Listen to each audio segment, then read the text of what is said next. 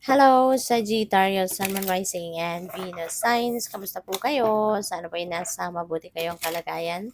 Welcome back po sa Star Tarot. At kung bago kayo rito, welcome din po kayo. Please subscribe, like, share my videos, and leave me a comment po kung nakaresonate kayo. Thank you.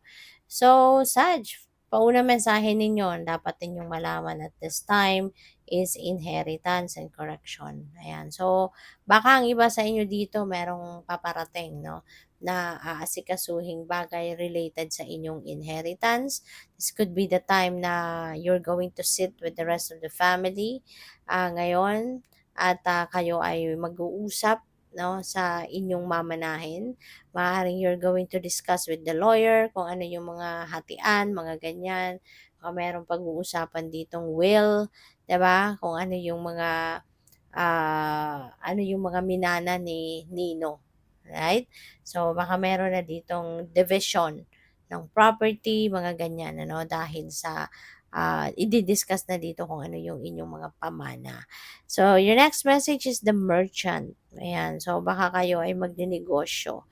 Maybe you are putting up a new business and po pwede na meron ako naririnig na buy and sell. Baka ang iba sa inyo rito merong negosyong gagawin and it's going to be a buy and sell business. So, depende yan sa inyong sitwasyon kung anong klaseng product, no? Or anumang klaseng item or anumang klaseng produkto nga ito na inyong ibebenta, ibibilhin at ibebenta, mga ganyan, no? So, siguro ang iba din sa inyo rito, will be putting up something na nasa retail business. Yun din ang napipick up ko dyan.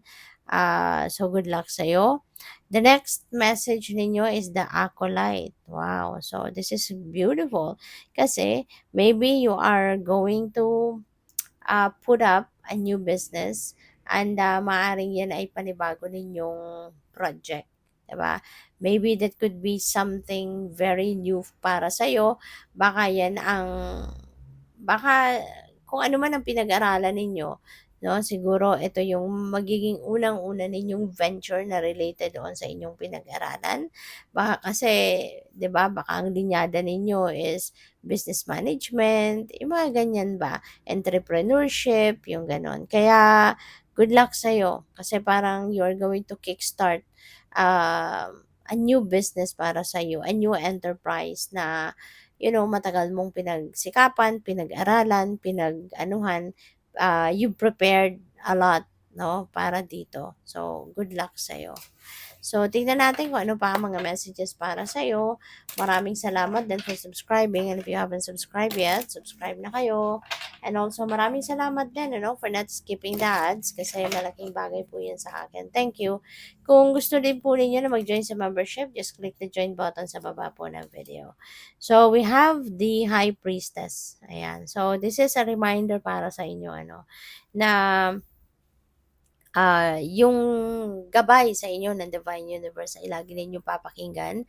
Your intuition is heightened at this point. Your intuition is on point. Kaya mahalaga na yan ay pakinggan ninyo. Mahalaga na yan ay pansinin ninyo. Kung ano man ang nilalaman ng inyong intuition, kung ano man yung binubulong sa inyo ng inyong intuition, make sure that you are listening to it and you're going to follow that kasi that is divine guidance and that's going to lead you towards the right path. So, kung saan kayo dapat mapunta, yan ang gagabay sa inyo papunta dyan. Alright? So, we also have the Emperor. Emperor is about stability. Kaya feeling ko dito, you are going to lay a solid foundation, sa inyong money, career, and finances. Lalo-lalo na sa ngayon that you are going to be in the business world, para sa iba sa inyo at least. So, maaari, no, na you are going to take extra effort para mag-establish ka ng inyong panibagong negosyo. Meron din ako naririnig na pautang. Kaya pwede rin ang iba sa inyo rito. Baka magbubukas siguro kayo ng lending institution, ganon, no? So, yeah. Si Emperor din is is a person of authority. Kaya maaari na kayo ay baka nandoon na kayo sa posisyon na meron kayong kapangyarihan, 'di ba? Or maybe you are going to be promoted. Baka mapo-promote pa lang kayo ngayon into a leadership role. Kaya congrats din sa'yo. Si King of Swords, no? Definitely, si King of Swords is a professional. This could be someone na nasa mataas na posisyon din sa kanyang trabaho. So, maaari, no, na meron kayong mga, dahil meron kayong mga ipuput up na mga bagong enterprise or bagong business, bagong endeavor. So, feeling ko dito, ang iba sa inyo, Sagittarius, is also going to consult, no? Maybe you are going to consult someone para kayo ay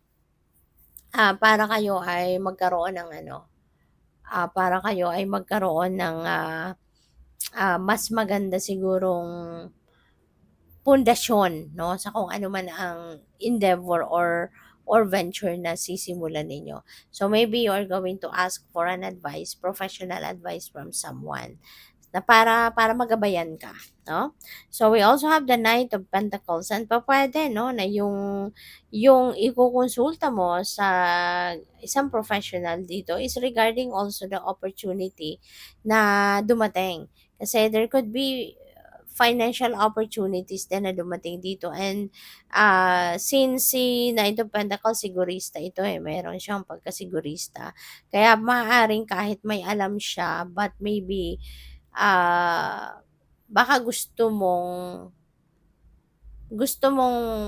meron kang professional opinion na marinig, hindi lang yung kung ano ang alam mo. Maybe you want to verify your your learnings, 'no? Gusto mong i-verify sa professional kung tama nga talaga ang interpretation mo or kung tama yung nalaman mo, narinig mo sa kung kanino man. So, parang gusto mo lang na makasiguro ka, before you embrace any opportunity. Gusto mong makasiguro na tama talaga yung direksyon na tatahakin mo dito. Tama yung judgment mo, tama yung iniisip mo. Okay? So, good luck. Thank you for watching. Love and light. Namaste.